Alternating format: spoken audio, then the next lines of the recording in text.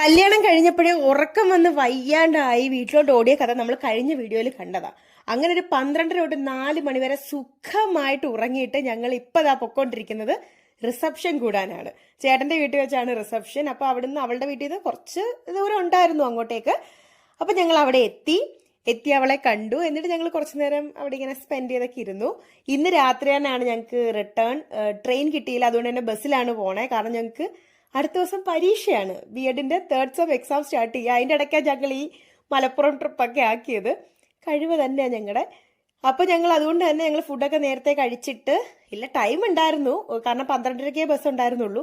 എന്നാലും ഫുഡൊക്കെ കഴിച്ചു. പിന്നെ ഞങ്ങൾ ഫോട്ടോസ് ഒക്കെ എടുത്തു. അവിടെ കുറച്ച് ലൈറ്റിംഗ് ഒക്കെ ഉള്ളത് കൊണ്ട് ഞങ്ങൾ ഫോട്ടോസ് ഒക്കെ എടുത്തു. അങ്ങനെ കുറച്ചേരം സ്പെൻഡ് ചെയ്ത് അവരോട് യാത്രയൊക്കെ പറഞ്ഞ് ഞങ്ങൾ ഇറങ്ങി നേരെ വീട്ടിലോട്ടാണ് വന്നത്. വീട്ടിലോട്ട് തന്നെ കുറച്ചു നേരം ഞങ്ങളൊന്ന് റെസ്റ്റ് എടുത്തിട്ട് 12:30 വരേണ്ട ബസ് കുറെ ലേറ്റ് ആയതുകൊണ്ട് തന്നെ 1:30 സംതിങ് ആയി എത്തിയപ്പം. എന്തായാലും മഞ്ചേരി നിന്നായിരുന്നു ബസ്. അങ്ങനെ ഞങ്ങളെ ചേട്ടൻ മഞ്ചേരിയിലോട്ട് കൊണ്ടാക്കി. നല്ല യാത്രയായിരുന്നു. പിന്നെ ഉറങ്ങാൻ പറ്റത്തില്ല. എനിക്ക് പിന്നെ ഈ ട്രാവൽ ചെയ്യുമ്പോൾ ഉറങ്ങാൻ എനിക്ക് വളരെ ബുദ്ധിമുട്ടാണ്. അതുകൊണ്ട് ഉറങ്ങിയൊന്നുമില്ല. എന്തായാലും കുറെ നേരം എടുത്ത് ഞങ്ങൾ കൊട്ടാരക്കര എത്തി. അങ്ങനെ ഇത്രയാണ് എൻ്റെ മലപ്പുറം വ്ളോഗ്, കല്യാണ വ്ളോഗ്. അപ്പോൾ ഇതുപോലുള്ള വീഡിയോസ് ആയിട്ട് വരാം. ഇഷ്ടപ്പെടുന്നത് like, share and subscribe. Tata.